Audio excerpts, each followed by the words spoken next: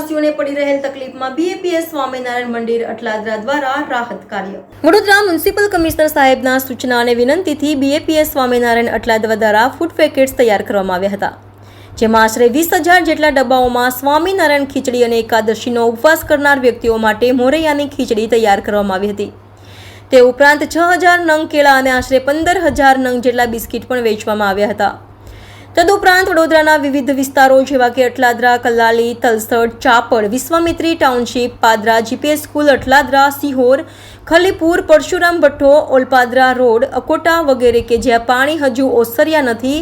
અથવા તો ભોજન કે પાણીની વ્યવસ્થા થઈ શકી નથી તેવા વિસ્તારોમાં જરૂરિયાતમંદો સુધી ફૂડ પેકેટ્સ પહોંચાડવામાં આવ્યા હતા, જેમાં અટલાદરા મંદિરના સંતો સાથે 50થી વધારે યુવકો સેવા કાર્યમાં કાર્યરત હતા અને આશરે 100થી વધારે બહેનો ફૂડ પેકેટ્સને તૈયાર કરવાની સેવામાં જોડાયા હતા.